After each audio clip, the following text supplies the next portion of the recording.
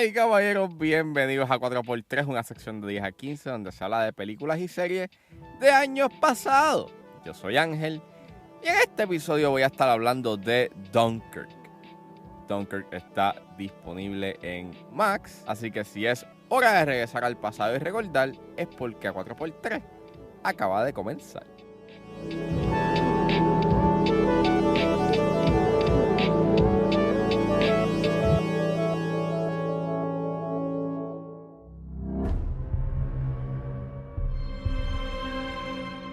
What has happened is a colossal military disaster.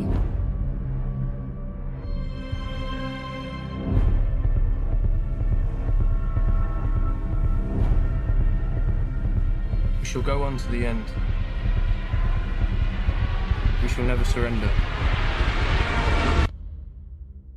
Dunkirk es una película escrita y dirigida por Christopher Nolan y el elenco lo compone Fionn Whitehead, Mark Rylance, Barry Keoghan, Cillian Murphy, Harry Styles, Tom Hardy, Kenneth Branagh, Tom Glenn Carney y Jack Lowden. Y trata sobre soldados aliados de Bélgica, el Estado e Imperio Británico y Francia que son rodeados por los soldados alemanes a la costa de Dunkerque donde esperan ser evacuados. Yo me acuerdo que yo vi Dunkirk en su momento. Esta película salió en el 2017 y yo la quería ver porque obviamente era la nueva película de Christopher Nolan. Había visto los trailers y había escuchado como que el sencillo que sacaron del soundtrack y en verdad se escuchaba brutal. Like, se veía que iba a ser una película espectacular. Yo recuerdo que la vi con mi papá. Yo pagué hasta por las taquillas IMAX. O sea, yo pagué por las taquillas y porque la quería ver full en IMAX. Y recuerdo de que a mí me gustó mucho la película. Like, yo salí diciendo que este era un masterpiece, que era una de las mejores películas de guerra que yo había visto ever. Tenía que estar nominada en los Oscars, which terminó quedando nominada. Pero mientras han pasado los años, yo no he vuelto a ver Dunkirk hasta el 2020, que la compré. Cuando la vi en esa ocasión, me gustó, pero no me gustó tanto como me gustó cuando la vi en el cine. Y revisitándola, me gusta menos. En esta ocasión me dejó bastante soso.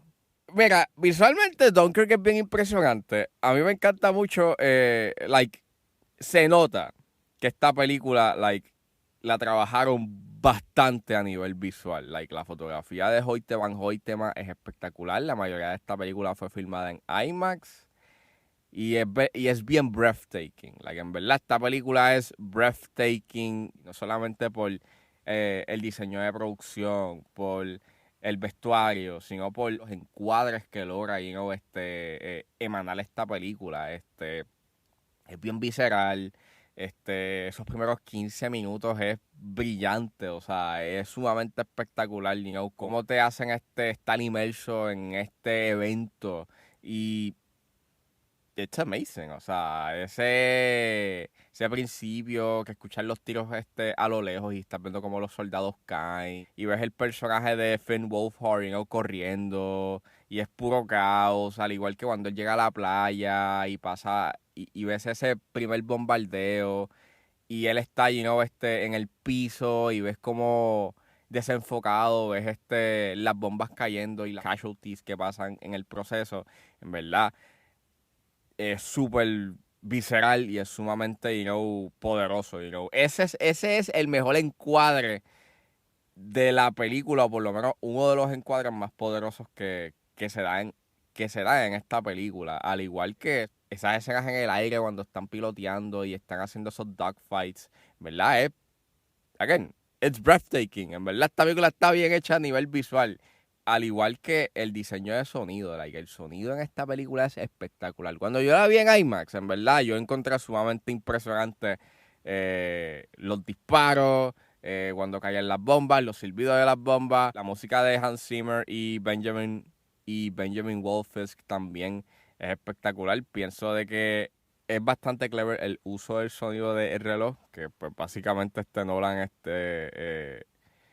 grabaron el reloj que lleva Nolan y básicamente se convirtió como que parte del soundtrack de esta película y como en cierta forma, las piezas musicales van cogiendo como que velocidad, dependiendo de lo que pasa como que en la película, lo cual eso genera como un cierto tipo de tensión. Y en verdad es bastante logrado, al igual que las piezas musicales que se hacen en esta película son bien buenas. O sea, para mí, mi favorita es Supermarine y Home. Se destacan en esta película y por lo menos en las escenas que aparecen, en verdad son bien efectivas.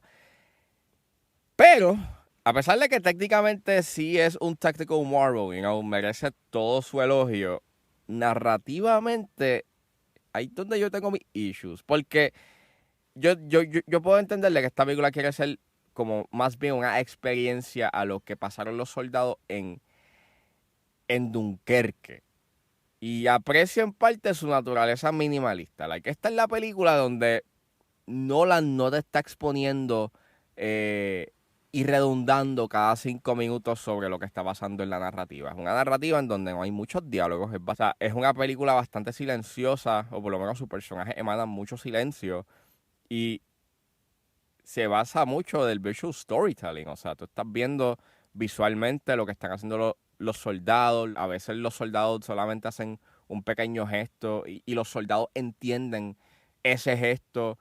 Y en verdad, qué bueno, me gusta mucho ese aspecto del guión, pero en verdad se nota de que Nolan no estaba muy interesado en contar la historia de estos soldados. Él no estaba interesado en quiénes eran estos soldados.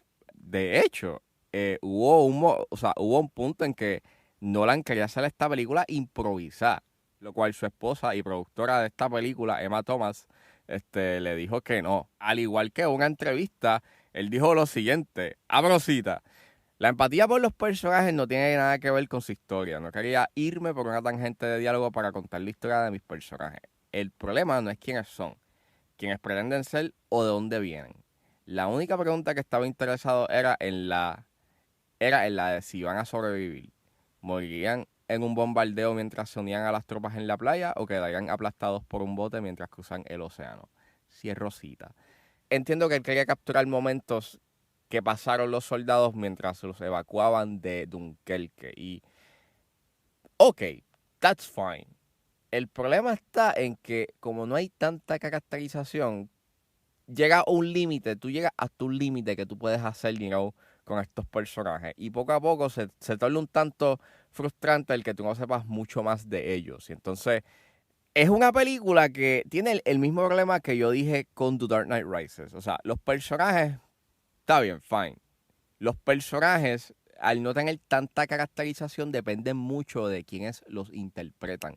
Y en realidad a ti te importa este personaje no por el arco narrativo que tiene, sino es más bien pues claro, tienes a Cillian Murphy, tienes a Mark Rylance, tienes a Tom Hardy, y pues claro, son actores que tú conoces, que maybe te gusta su desempeño actoral, y pues por eso, pues nada, simpatizas o por lo menos tengas un cierto tipo de conexión con el personaje, entre comillas, pero en realidad es por el actor. Y en parte, pues, o sea, ellos, claro que actúan bien y hacen un buen trabajo con lo que le dan, pero en realidad, pues, estos no son los personajes más memorables que ha hecho Nolan. O sea, quería como que adentrarnos o quería que esta película fuese como que in media res, como que estos son los personajes, esto es lo que está pasando, o sea, están buscando a que los rescaten. Y es como que, ok, cool. Pero llega un punto en donde, pues, quisiera saber más de estos personajes y aunque hay alguno que otro que por lo menos a nivel de visual storytelling te dicen quiénes son, otros pues, ¿verdad? No sabes nada. Encuentro bastante annoying en esta ocasión el uso del tiempo, ese gimmick que él tiene con el tiempo, en donde el gimmick es efectivo es al final. Pero el hecho en que estas tres historias estén pasando en tres puntos distintos, o sea, en la playa está pasando, es una acción es una acción que transcurre en una semana, en el agua transcurre en un día y en el aire transcurre en una hora, resulta ser eso, un gimmick. No tiene más nada excepto eso. Creo que si hubiese sido una narrativa lineal hubiese sido mucho más efectivo porque hay unas escenas en específico en donde acontece algo y la película decide no enseñarte qué fue lo que pasó hasta hasta escenas después, minutos después. Y ese efecto, y ese suspenso que genera no es tan... O sea, y entonces le resta el suspenso, le quita suspenso y pues le resta al momentum que podía tener como que el suspenso de una escena o de algo que estaba pasando, en esa escena. O sea, en esta ocasión sí me molesta un poco de que cuál era la verdadera intención de esta película. ¿Quería ser una película de guerra, que mostrara los horrores de la misma, o quería ser un espectáculo? Porque Dunkirk es una película de guerra que es clasificada PG-13. Mayormente las películas de guerra tienden a ser clasificadas R porque pues muchas de ellas pues manifiesta una crudeza a la hora de contarte sobre los horrores de la guerra, de lo horrible que puede ser la guerra. Y en esta película hay momentos en donde tú puedes ver esa conversación sobre lo horrible que es la guerra, a través de su sonido y algunos de sus encuadres. Pero me está bien extraño de que es una mirada bastante sanitizada sobre la guerra. Y digo, no es que tiene que llegar a ser mega violenta, o sea, para poder manifestar el caos y el horror que se da, en una guerra, pero es un tanto extraño la ausencia de las verdaderas consecuencias que se dan en una guerra, y es bien weird. Fuera de ello, Dunkirk es una película que sorpresivamente me decepcionó en esta ocasión.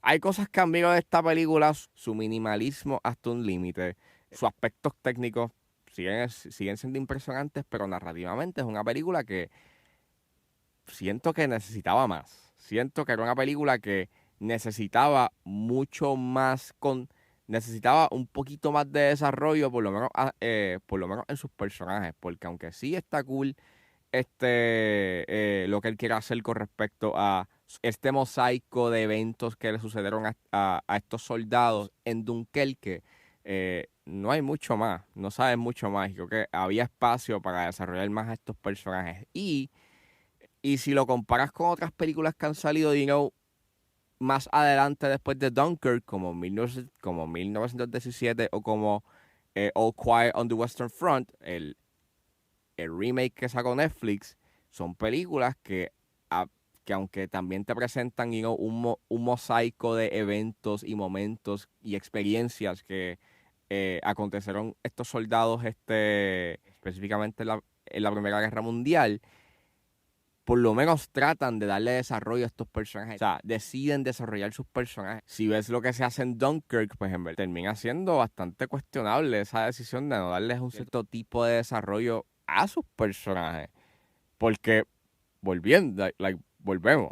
Hay otras películas que a nivel técnico y a nivel narrativo dan mucho más de lo que da Dunkirk. Y no sé, es un tanto extraño, y en verdad es una película que, a pesar de sus proezas técnicas, narrativamente deja mucho que desear. Where's the bloody Air Force?